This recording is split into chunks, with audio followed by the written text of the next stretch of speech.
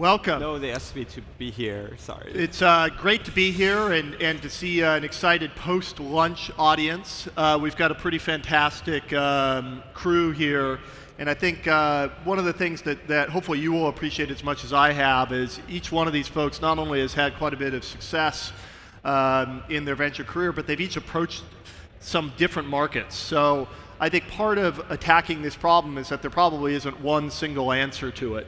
And so we're going to kind of dig into some different aspects of what does it mean to kind of really drive, market selection. How do you think about that, and how do you actually evolve that over time, but through a few different lenses? And I think today we thought maybe we'd even just start with the biggest question. In fact, when Philippe and I were chatting about this up front, I think there's even this big question of like, how do you even define the market you're going after? What is the TAM? If you're in SaaS, it might say only 3 to 5% of the market today is even on SaaS. Is that your TAM? Is it something bigger? How do you even think about this, Philippe? Yeah, I think one of the mistakes that you can easily do as an investor or an entrepreneur is underestimate the size of the market. I mean, if I look at our big outcomes, I think very often we didn't think that they could be as big as they are. I mean, you look at a company like Supercell, for example, or Spotify, and they become the giant companies. And at the beginning, you never know how big it's going to get. And the reason for that is because you need to look.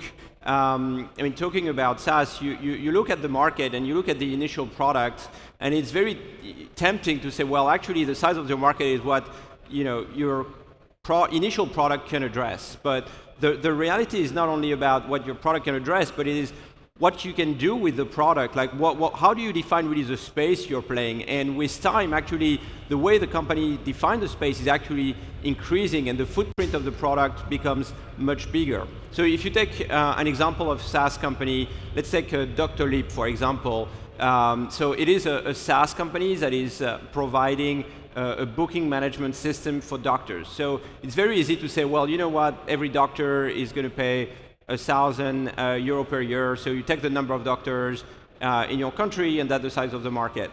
But actually, once you have built this relationship between the doctor and the patient online, think about all the things you can do with it. You have access to the calendar of the doctor, so potentially you can start thinking of other form of interaction than a physical visit. You can say, well, can I do a video conference? Can I improve the way the doctors and patients are communicating outside of the appointment? Can I improve the relationship between doctors to doctors relating to the same patient? And then suddenly the market becomes much bigger.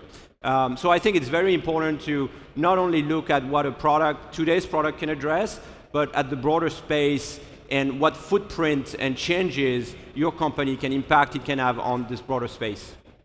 And it's interesting, Philippe, because as we're having this conversation, Alex and I started a debate, and Alex has a lot of passion around something that I completely agree with, is that as I look at the SaaS industry, the aspirations of so many people have been to serve the enterprise.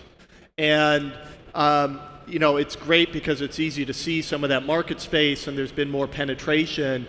But I think you've been really one of the more forward-looking folks in saying SMB is also pretty important. How do you think about that market selection between SMB and enterprise when you have some of those options? And is the answer maybe even different depending on where you're coming from in the world? Yeah, it's a great question. So we, Bessemer Venture Partners, we've done a lot of investing in SaaS and cloud broadly. We started investing in enterprise SaaS, about a decade ago, if not longer, when it was referred to as ASP. And most of our investments have been in the enterprise SaaS space, have been in the U.S. We've just found historically that it's really been challenging for international companies, for European companies in particular, to succeed expanding to the U.S. I think it's difficult enough to build any business. But if you think about building a European SaaS company that wants to target the U.S., fighting the war on two continents is incredibly challenging. And so I think what we found a lot of the time is as these companies start in Europe and then establish a beachhead in the U.S., by definition, the expense base goes up, and usually as they're maybe 5 to 10 million of annual recurring revenue, the SaaS KPIs start to get out of whack because you're hiring more salespeople in the US and customer support and product and so forth. And so I think that's often been something that's caused investors to be very, very nervous. And on the other hand, when it comes to small business software, we've seen that companies are really often able to serve a global market from day one because they're focusing more on a marketing-driven model. Some of the companies we've been involved with from the early days, like Shopify or Wix or Pipedrive, which is still a private company, they've started off with just a great product that resonated in the market, and they've haven't had to kind of go through this awkward teenager phase of expanding to the U.S. and fighting the war on two continents. They've been able to really kind of power through it by focusing on establishing a hub in their home market, whether that's Ottawa, Canada, or Estonia, or Israel, or London, and or elsewhere, and they're able to kind of build without having to sort of spread out their employee base too dramatically, too quickly. It's really interesting because when you think of it, a piece of it is a little bit of like, where am I going to play? But the other is like, how am I going to go after that? Karin, one of the things, you're working at an earlier stage than I often do, and you guys span a little bit more broadly. When you're looking at those early stage companies, it feels like there's a kind of this decision that needs to be made. Like, how broad are we going to try to describe what we're building? Are we building this platform for everybody versus going after a really specific niche? And how do you kind of look at that with the businesses, and where have you seen them be successful? Yeah, it's natural to want to have as many customers as possible, and sometimes founders scope that out as trying to have many verticals. And we've actually found in the early days of a market, companies will start out trying to appeal to a wide range of customers. I mean, that happened with SaaS. At Bloomberg Beta, we're active investors. We've been investing over the past 4 or 5 years in machine intelligence. And we see machine intelligence, big data, all these form a very similar path where you try to reach as many customers as possible early. And the best strategy is to really listen to the customer and start to see which verticals there is resonance with your product. And in particular, like more recently, data has become really important in making some of these companies successful. And so staying within a certain industry often can be helpful. It's when you're talking about that type of focus, Philippe, some of the businesses that you're working with are coming to you partially because, hey, with Accel, it's very exciting, European business, I'd love to get entry into the United States. Do you see there being differences in ways that American entrepreneurs versus European entrepreneurs actually approach this question, a little bit of what Karin's looking at? And are there some benefits or drawbacks of those approaches in both ways? Yeah, so I think so. You're right. That's what we do. I mean, on SaaS, we look for great team and great product emerging from Europe, and we help them scale their go-to-market globally, which means first probably the US, but now Asia is also a very interesting market. And I think what has really changed in Europe, I think, is the level of ambition that we're seeing. And initially, you were seeing companies starting and trying to address their local markets. So, if I'm a SaaS company out of Portugal, first I'm going to try to sell to Portuguese customer. But now you see that is changing, and you're seeing these young teams that really want to be global from the start, and I think that makes a very big difference. And it's not by chance that you're global from the start. If you take the example of a company like Algolia, which is a search as a service company selling to small businesses up to enterprises. The company started in France, and they have their R&D team in France, and the founders were initially in France. But from the start, 50% plus of their sales were from the US. And some of the US customers were calling them thinking they were a US company. So it doesn't happen by chance. So how does it do that? I mean, it starts with the culture of the company where from the get-go, even though the team was based in Paris, they hired a lot of people who are not French-speaking people, and they enforced an English-speaking policy in the office. And trust me, when you're in France and Paris, it's not easy to say, the French guy coming to the office, now you speak English. But that was part of the policy of the company, and they even had something which was very quite funny. They had a small box, and whenever someone was speaking in French in the office, they would turn the box and it would make the sound of a cow. And trust me, when you do that, very quickly people stop speaking French. So it's very important to think global from the start, and if you want to be global, that means your language needs to be English from day one. It's interesting. I'd love to go back to you, Karin, because you're coming at it from a different perspective, coming out of the US. And, we did some research that showed, the huge change and as the time when companies are going international. If you go back to the .com area, it was 8 years post-founding that US companies were going international, and now on average it's within 3 years. And in Europe, it's already down to 2 years outside of Europe. But that's like taking averages, right? When you talk to these companies, like how do you balance that breadth of focus versus, nailing your home market, and how should they trade that off?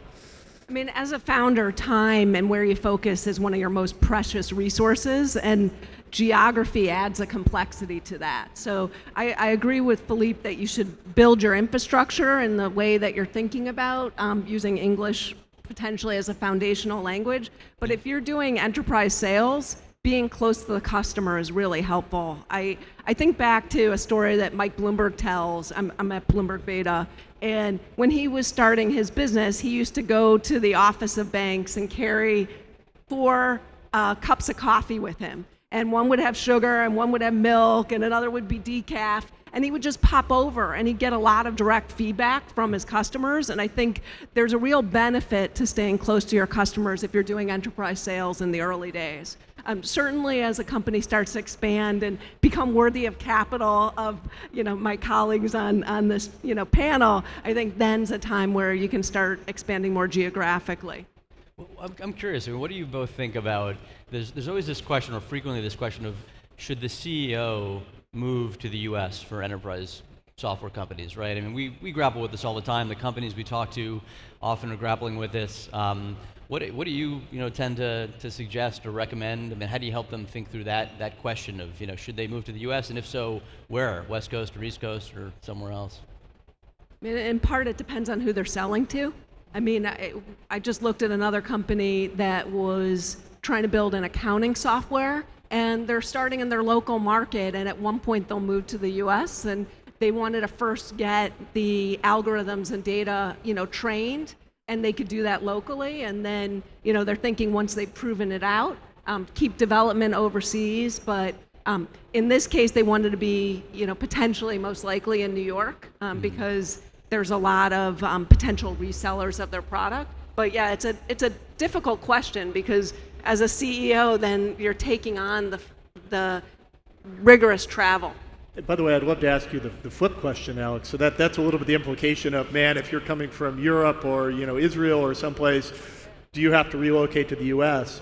But if you think through the other lens of a really successful U.S. company now deciding that they're going to move into other geographies around the world, how should they think of that talent? Should they be taking one of the founding team members and bringing them over there to really drive it?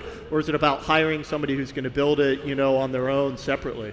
Yeah, I think the model we're seeing more often is the latter, and it sort of plays into one of the earlier comments, which is I think we're starting, we're seeing today really good talent across Europe of people that have kind of been there and done that already. So people that grew up within a sales force or led the European group of Marketo, or pick your successful SaaS company, and now a lot of those successful execs are kind of up for the number, their second at bat or third at bat, and so most of our companies, and we spend a lot of time trying to help them identify these individuals in Europe. I mean, they're looking to find those folks that have kind of been there, done that, and are now ready to join another startup and help them expand internationally. How do you keep the culture of the organization together and balance the fact you're bringing in somebody new externally to lead potentially a large portion of the organization? Yeah, I think that is one of the biggest challenges that our CEOs often face and talk with us about. I don't have a great answer for it, but I will say I think that you just hit on the biggest topic of discussion that we run up against when it comes to our European companies as they think about expanding globally or putting a team in the U.S. or these questions of how do I maintain the culture? What's the right hire? Should it be done as should I hire a CRO? Should I hire a VP that's regional? Should it be East Coast or West Coast? And I think that has just been this ongoing challenge. And I think some of the more frequently, I think that we're finding CEOs that will often move over, if they're European companies, will move over to the U.S. for at least some period of time. Once they have the European operations kind of humming, live in the U.S. for a bit, build the team there, and then oftentimes they'll return to their home base. But that is the biggest challenge these companies seem to face. Philippe, it was interesting when you were talking about setting up an organization from day one to be ready to move to many markets, and you focused on language as being one of the key attributes of that. What are some of the other things that the organizations need to be doing, beyond maybe the one where everybody's like, yeah, okay, I need to make sure that from a language standpoint we can deal with other things, and man, it's going to be tough to deal with some languages because they go the wrong direction and stuff, but what are other kind of things, cultural, usage models that people have to keep in mind, and how do you not proliferate the product so much that it becomes unwieldy? Sure. So, of course, language is a big sign, but it's not only the language internally, but also the language externally. If you start your website and you say, oh, click the button here if you want Spanish, click the button here if you want English, there's a chance you're going to look like a Spanish company. If your website, you don't have any language, it's just in English, then it's going to project a different image of the company. But I think beyond the language, the next thing is hiring. You need to hire diversity. You need to hire people from different countries, attract talent because people are not going to find it very natural to speak English if you only have 10 Portuguese people in a room or 10 French people. But if half of them are coming from Spain and from the UK and from Germany and from the Nordics, then suddenly that's something that is which is different. And then the other thing which is very important is that as you start to expand abroad, and it obviously helps if you have two founders, at least in the company, but it's very important to have one of the founder to open the US office, because the key when a company is relatively small, and even as it grows, is to maintain the uniformity of the culture and the values across different offices. And the only way to do that at the beginning is to have the founder there, because the best way to maintain your value is hiring people with the right value, with the value that you're pushing in your company. And it's hard to teach someone to hire people with the right value. It's much easier if one of the founder who design this value is actually able to hire the first layer of people in a country. So I think for me these are the elements that are really critical. It's interesting. We've kind of heavily tilted some of the conversation to kind of geographic expansion, but I wonder, Alex, and some of the stuff you're seeing around SMB, if it's like consumer in some ways, where that type of aspiration may not even be the right one. It's like, because there's very natural local moat with regulatory or cultural barriers where, the smarter answer is to try to roll up a region and essentially figure out whether or not you can become a dominant global player out of that, or you become a target for others. Like, do you see it as a similar answer or different in the SMB space? Yeah, I think in the SMB space, so we often say, I think it is very similar to consumer. We often say, these small businesses, they have the same pains as many larger enterprises, and yet they make purchasing decisions more like consumers. They're everything about their research and the purchase funnel tends to be more consumer-like, and the sort of tactics, the marketing tactics to educate them and get them to buy are more similar to consumer. So I definitely, we see that pattern. In terms of going after a particular geography, we've got. We're generally trying to go after global markets. I mean, we think one of the real powers of these SMB products is they become kind of the lowest common denominator in each of their categories. So whether it's e-commerce or content management online or CRM or something else, I mean, we love these products that are they're sort of delivering 80% of the value at 20% of the cost, and they're very kind of easy to get started with. And so we think a lot of those really have the power there is the product can resonate with a global market, which is really what tends to get us excited. And then I guess contrasting with what Philippe said, we've seen this pattern where the companies can be successful without having to move to the US. So again, Shopify started in Ottawa, Canada, stayed in Ottawa, Canada. They're now one of the best, the biggest employers there, and that's been hugely beneficial. Or Pipedrive, which is sales management software. It's started in Estonia. A couple of the founders moved to the US, spent a couple of years there, and then they moved back. And we have the bulk of our employees in senior management are now in Europe, and when we thought about opening another office, we actually recently, 6 months ago, opened an office here in Lisbon. We now have 40 employees here in Lisbon, and we've been focusing much more on establishing beachheads that can be very diverse and can be fairly easy to get to fly around and be able to have the teams, the exec teams, kind of get to each of these offices. And I think we felt was much more important than necessarily being in the U.S. or being close to a Facebook or Google or whatnot. Well, thank you guys very much for joining the panel and having this conversation. And certainly, hopefully, you found this useful and you know how to get in touch with us. As you can tell, we've got a lot of passion around scaling businesses and have taken a look at it from a bunch of different angles. Happy to have side conversations later as it makes sense. Hope you guys have a good rest of the event. Thank you.